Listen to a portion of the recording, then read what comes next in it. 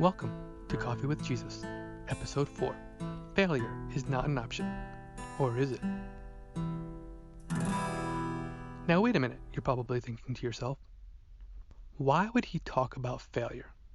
Coffee with Jesus is supposed to be an uplifting and encouraging podcast. Why talk about failure? Well, in the world of podcasting, they say speak to what you know. And when it comes to failure, you're looking at an expert. Alright, maybe not. But the truth is, failure is not necessarily a bad thing. I know it can seem that way, and the truth is I have failed quite a bit in life, and I'll get to that in a moment. But failure in and of itself is not necessarily bad. Heck, 2020 has been a major failure as an entire year. 2020 has been what I like to call fail-tacular. But that's okay. Failure is okay. Failing is okay.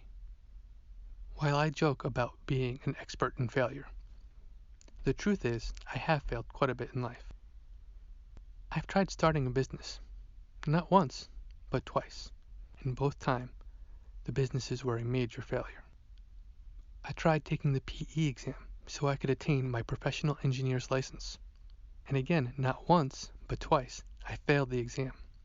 I have had 4 books published. The first 3, total failures. My first science fiction book, it didn't even sell a dozen copies. The thing is, I keep trying. I don't quit and I don't give up. I'm actually working on a sequel to the science fiction book, even though it didn't sell a dozen copies. I'm working on another devotional book to Coffee with Jesus as well. Failure is a part of life. Failure happens to everyone. In fact, the Bible is filled with characters who were complete failures. King David, he was the apple of God's eye, and at one point, while he was at war with somebody else, he spotted a very beautiful woman. This woman was married, and even though she was married, he still desired her. He brought her to the palace, and he slept with her, and as a result, she became pregnant. David tried to cover up his actions by bringing her husband home from the front. However, her husband would not go home. He did not want to sleep in the comfort and warmth of his own bed while his fellow soldiers were out in the field. So David sent a note back with him when he returned. He had him put on the very front lines where he was killed. David had a man killed and stole his wife. Talk about a failure of leadership. The story did not end there, though. David felt genuine remorse. David repented from what he did. He turned away from his sin. And God forgave him and made David one of the most successful kings in the history of Israel. David started Israel's golden age. One of David's line remained on the throne till the destruction of Israel and Judah. One of David's descendants, King Ahab, turned away from the Lord.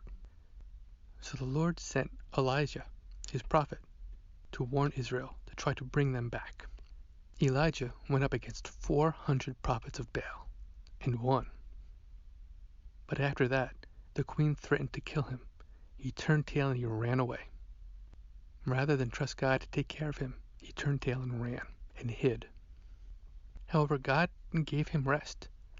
God provided him food and comfort, and then gave him another assignment. Elijah got back up on his feet and continued to work for the Lord. There's a passage I'd like to read from 1 Kings chapter 19. It's very fitting, I think. It's 1 Kings 19, verses 11 through 14. The Lord said, "Go out and stand on the mountains in the presence of the Lord, for the Lord is about to pass by." Then a great and powerful wind tore the mountains apart and shattered the rocks before the Lord. But the Lord was not in the wind. After the wind there was an earthquake, but the Lord was not in the earthquake. After the earthquake came a fire, but the Lord was not in the fire. And after the fire came a gentle whisper. When Elijah heard it, he pulled his cloak over his face and went out and stood at the mouth of the cave. Then a voice said to him, "What are you doing here, Elijah?" He replied, "I have been very zealous for the Lord God Almighty. The Israelites have rejected your covenant, broken down your altars, and put your prophets to death with the sword. I am the only one left, and now they are trying to kill me too." I think it's very telling that as powerful as God is, he wasn't in the wind. He wasn't in the earthquake. He wasn't in the fire. The Lord was in the gentle whisper. The Lord provided respite and rest for Elijah. And then the Lord approached him in a gentle whisper. The Lord allowed Elijah to vent and complain. And then God sent Elijah out for another major task. Samson was another great hero of the Lord. He was one of Israel's judges before the time of kings. Samson was very powerful. He delivered Israel. He killed hundreds of Philistines with the jawbone of a donkey. However, when it came to women, that was Samson's weakness. Samson got his strength from the Lord. He got his strength through a vow to never cut his hair. Samson married a woman called Delilah. She was very beautiful and very pleasing to him. It was through Delilah that he had his downfall. Delilah kept asking, "What is the source of your strength, and what is your greatest weakness?" And Samson would not tell her. Finally, he got so upset with her nagging and so frustrated, he just made something up. The Philistines came and tried what he said his weakness was, and it failed. So a second time, Delilah came to him and said, "Well, what is it? What is your weakness?" And again, a second time, Samson made something up. And Delilah told the Philistines, and they came and they tied him up. He broke free.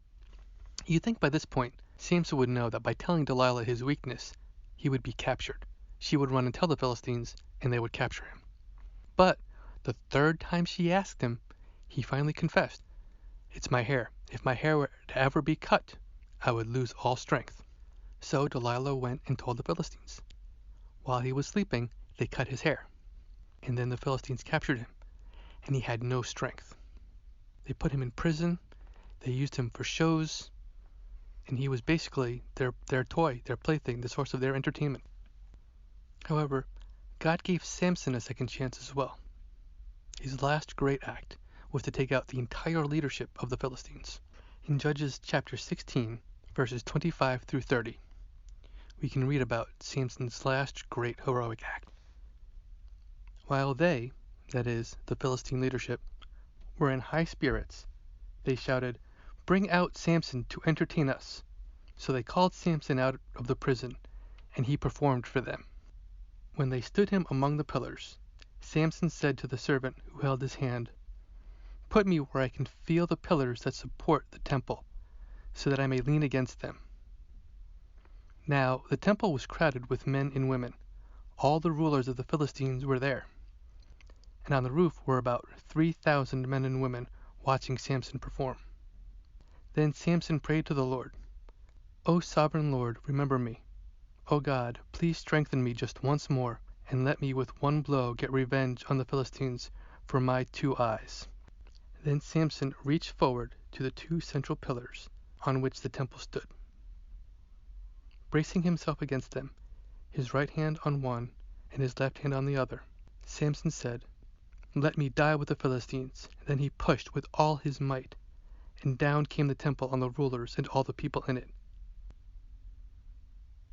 3 failures, each one failing in a different way, each one not giving up. There are different solutions and different ways to deal with different types of failures. In David's case, his failure was his own fault. His actions caused his failure. And I have to admit, I've been in David's position before. I have done things that I regret. I have done things that have caused my own failures. And like David, I repented, and God restored me. However, most failure is not brought on by ourselves. Sometimes it's just really bad circumstances. Sometimes you can try really hard, like Elijah. He was very zealous for the Lord, and he tried really hard. But when the chips were down, he turned tail and red. When I failed my PE exam, it was not for lack of trying. I studied and I studied and I studied. In fact, each time I took a week vacation off of work, and I went to the library every single day with my study materials, and I studied and prepared for that exam. And in spite of all that, I failed. The second time, I looked at what I did wrong the first time, and I focused on the area that I was weak. And again, I took a week off from work. I even had a study buddy who was also taking the exam with me. And we studied and we studied and we practiced. And I failed again. Sometimes we fail in spite of our best efforts. But that's okay. Elijah needed some rest. He needed a respite from what he was doing. And God gave it to him. Sometimes that's all we need. Sometimes we just need a rest. We need a respite from what we are doing. And God will give it to us. God will restore us and give us strength. Sometimes we just need to be patient. Samson lost all his strength. He was captured. He had his eyes put out. He was brought out for their amusement. He endured all of that. And he was patient. And many years later, God gave him the strength. Samson not only got his revenge, but he was able to help his people. The Philistines were oppressing Israel. And in one blow, Samson got rid of the entire Philistine leadership. I mentioned that I had published 4 books, and the first 3 were complete failures. I say they were complete failures because they didn't sell. In one case, I actually lost money. One case, I broke even, and in one case, I sold less than a dozen copies. But I kept writing. In my devotional book, also called Coffee with Jesus, it's still selling. And again, it hasn't made any bestseller lists, certainly not the New York Times bestseller list, but it's selling pretty consistently. Sometimes the way to deal with failure is just to be patient. Just hang in there and wait for your moment. There are different types of failure and different ways to recover from failure. Sometimes, like in some of my cases, it was self-imposed, and I had to go to God and repent for what I had done. Sometimes, in spite of our best efforts, we'll still fail. And sometimes we just need a little bit of rest, and God will give us that rest. He will give us that strength so we can move forward and keep going. Sometimes we just need to be patient, and we need to wait on the Lord, and God will help us with whatever it is we need to do. Are you seeing a pattern here? No matter what type of failure, no matter how you failed, no matter what your circumstances are, God is always the answer. God will give you the strength, the endurance, patience, the comfort. God will give you whatever it is you need. Failure is not bad. I know people have a lot of anxiety. People have a lot of fear of failing. Failing is okay. If you want a good example of failure, just listen to my first podcast. The audio quality, not very good. This has been a learning experience for me, and each podcast, the audio quality gets better and better. The trick or the key to dealing with failure is to not give up and to lean on God. God is great and powerful, but He won't be in the wind. He won't be in the earthquake. He won't be in the fire. God will be that gentle whisper that gives us the comfort, that gentle whisper that gives us rest, that gentle whisper that gives us encouragement and the strength to continue. The Bible tells us not to be anxious about anything, but in everything, through prayer and petition, to present our requests to God.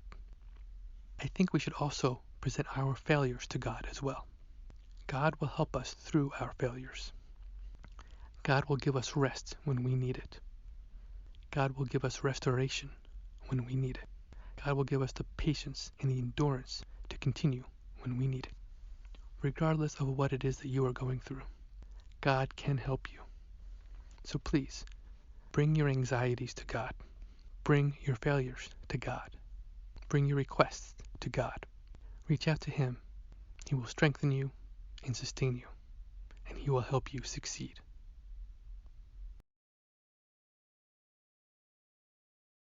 Hey there, thanks so much for watching my podcast. If you'd like to listen, there are links down below. They're for Apple, Spotify, Amazon. If you'd like to see one of the earlier podcasts, you can listen to one of the others. The link should be up here. And of course, if you want to hit that subscribe button, you can get them when they come out every other week. Thanks again for watching. See you next time.